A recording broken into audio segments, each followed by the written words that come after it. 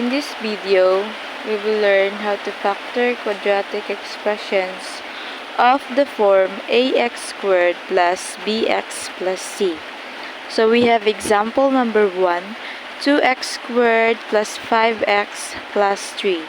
So as you can observe, this example follows our format ax squared plus bx plus c. So as you can compare, we can say that a is equal to 2, our b is equal to 5, and our c is equal to 3. Then, in our previous video, the next step is to get the factor of 3, but this time it is change. It has a small changes because using this format, we are going to multiply a and c.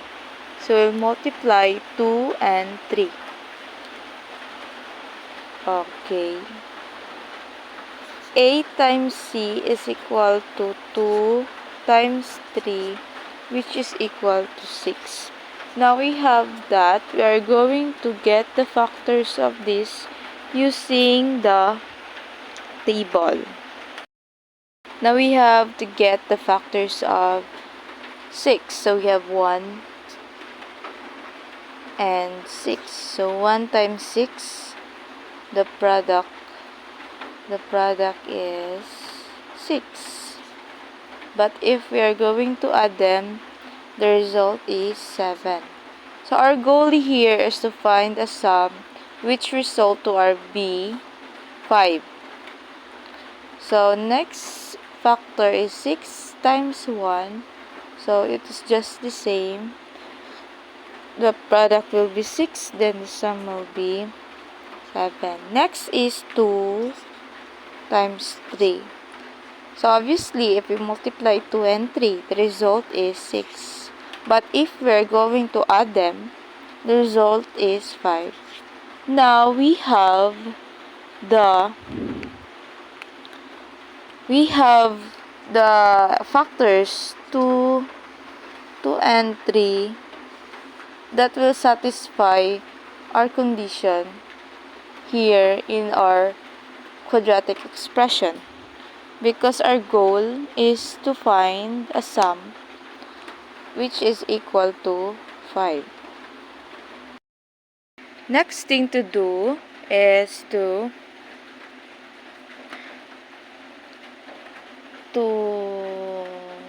put 2 and 3 to the middle part.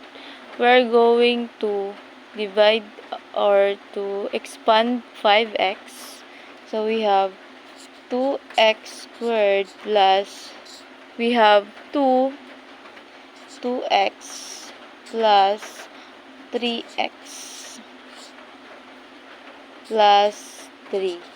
So as you can see, we expanded from 5x. From 5x, it become 2x plus 5x, where its total is 5x is equal to 5x. So this expression and this expression is just equal. So next thing to do is to remove the bracket. 2x squared plus 2x plus 3x plus 3. So we put brackets here just to highlight our 5x. Where does this came from? So you can remove the brackets, and then we will apply the factoring by grouping. So we will group this and this.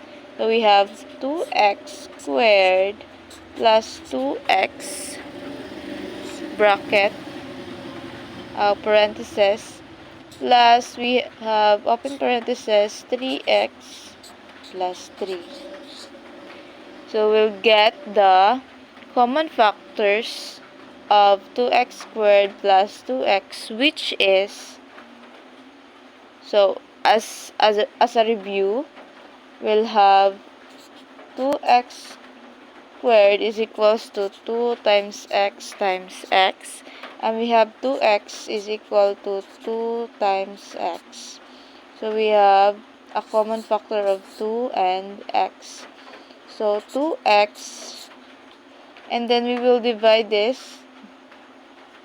We'll divide 2x squared to 2x. So we have 2x squared divided by 2x, 2 times x, 2 times x. What remains is x. And we also have 2x divided by 2x, 1. So plus 1. For this binomial, you can have 3x is equals to 3 times x, 3.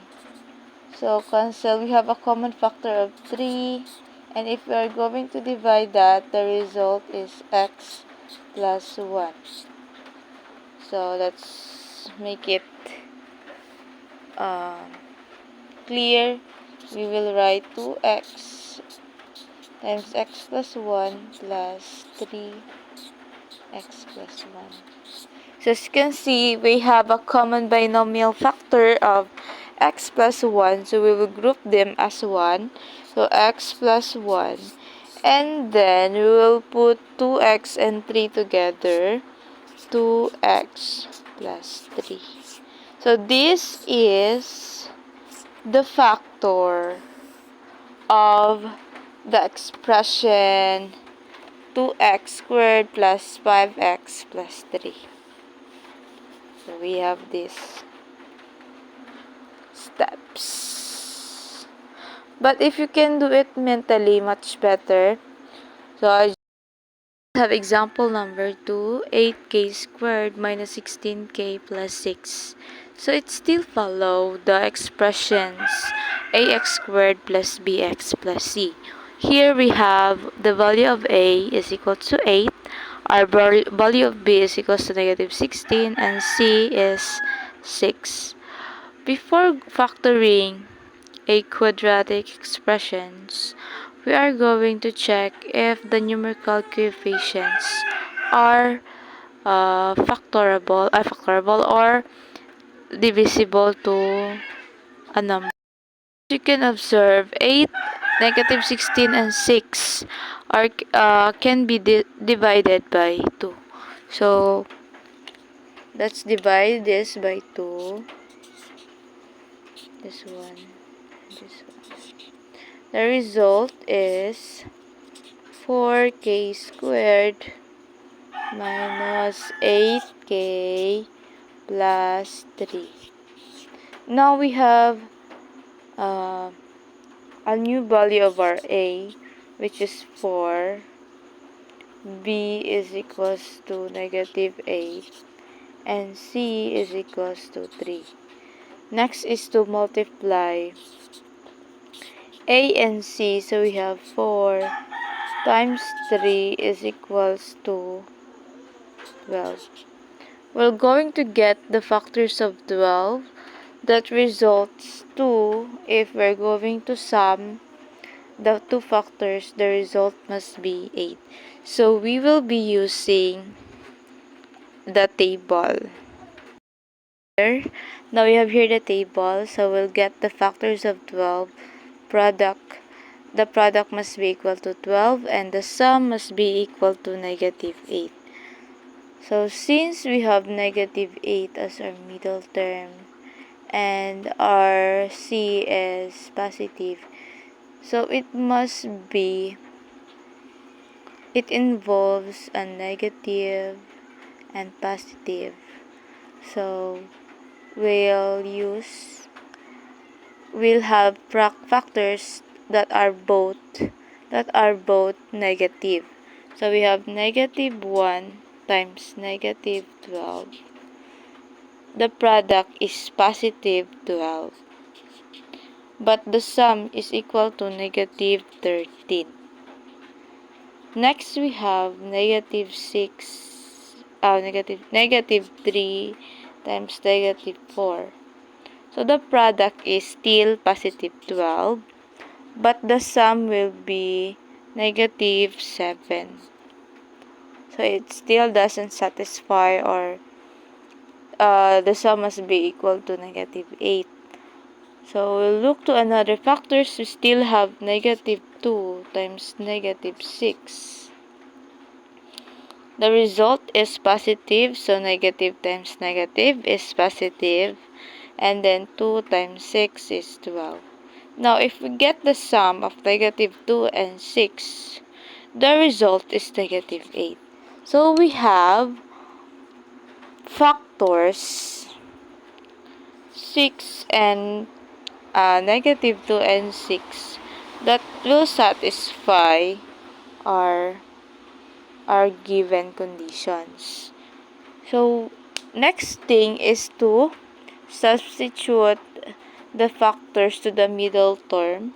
So we have, so don't disregard the 2. We will write this as in our last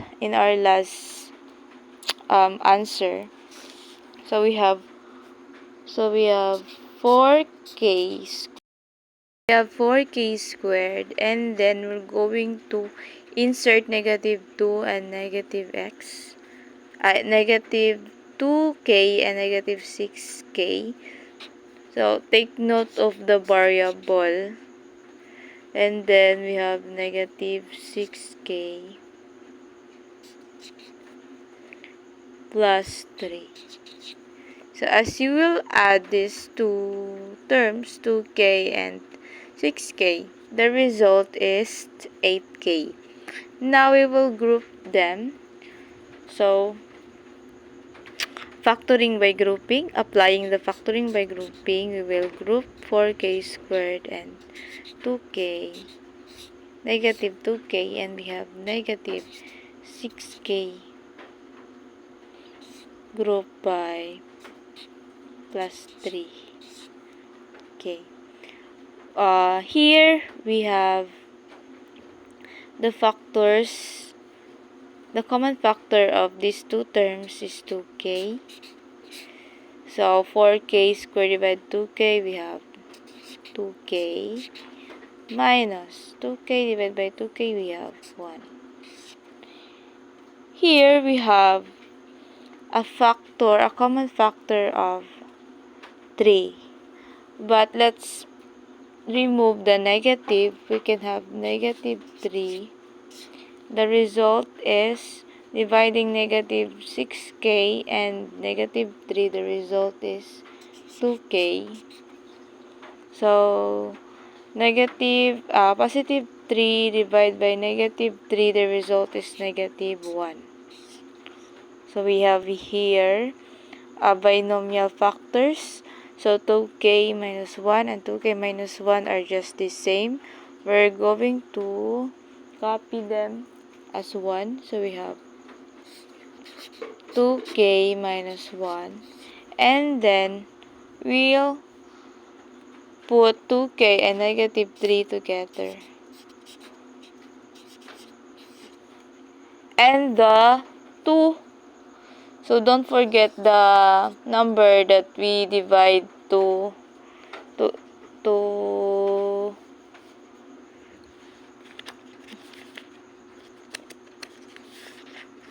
we divide to 8k squared, 16 and 6 in our given example. So we will put 2.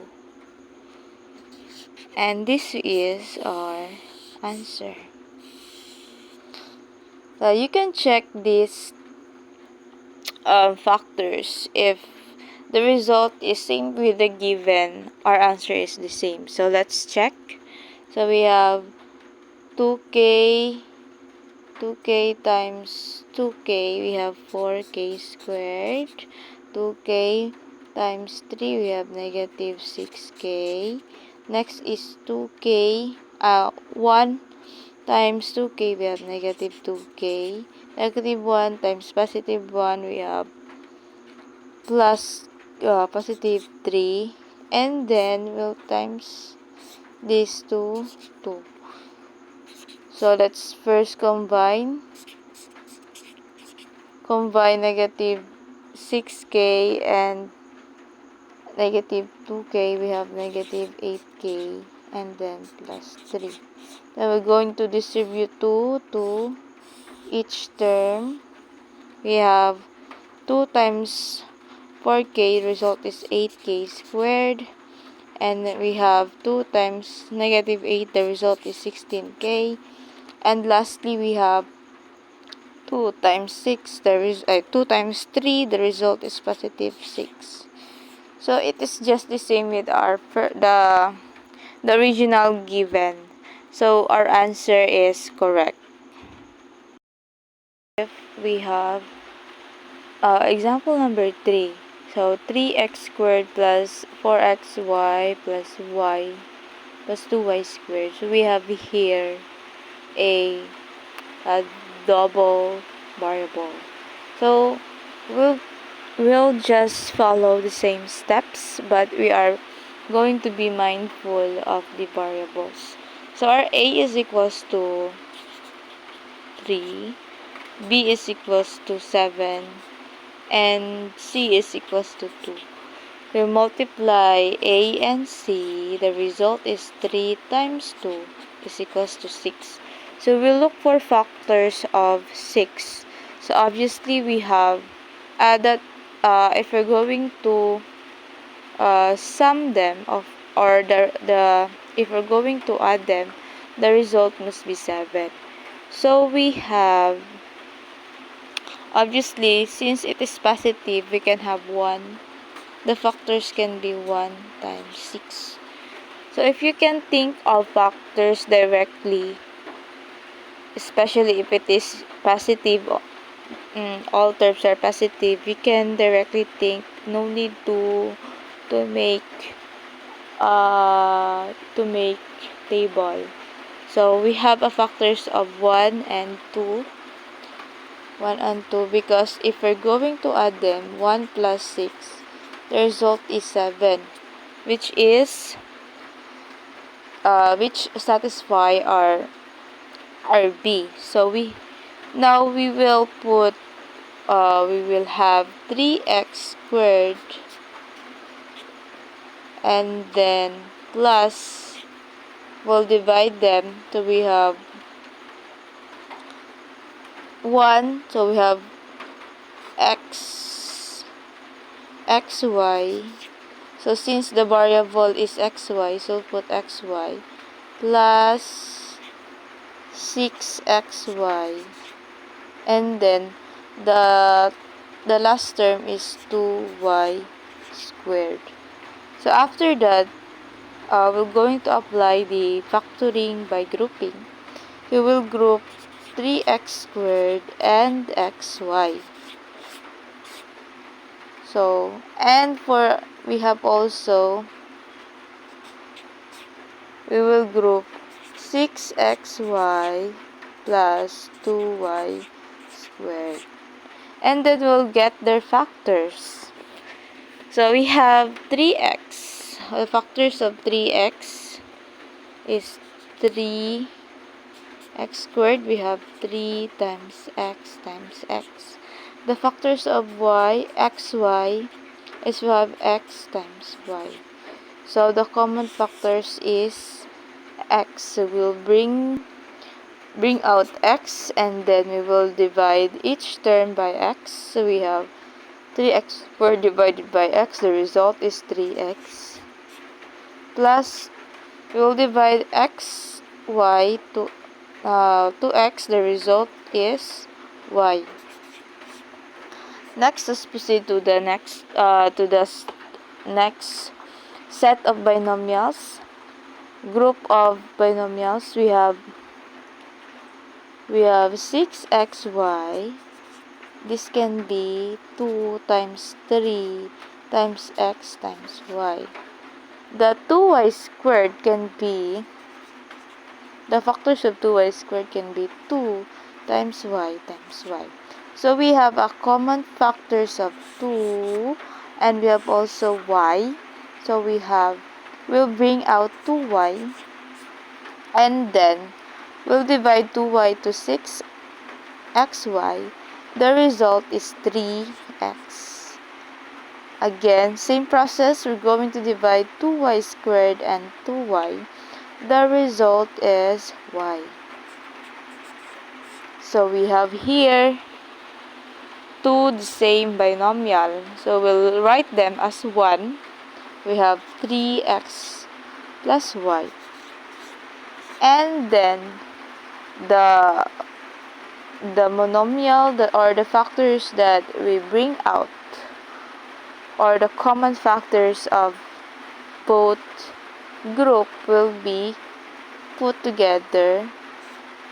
So we have x plus 2y. So this will be our answer. Now you can check this if we're going to multiply these two binomials, the result is the given expression. So we have x times x, 3x times x, we have 3x squared. 3x times 2y, we have 6xy. We have y times x plus xy. And y times 2y, we have 2y squared. Combining, we have 3x squared. We have plus 7xy because it has automatically, if it don't have a number beside the variable, it has invisible one, right? That's invisible one. So 6xy plus 1xy or xy is equals to 7xy. And then we have copy 2y squared. So it is just the same with our first or the given. So this is correct.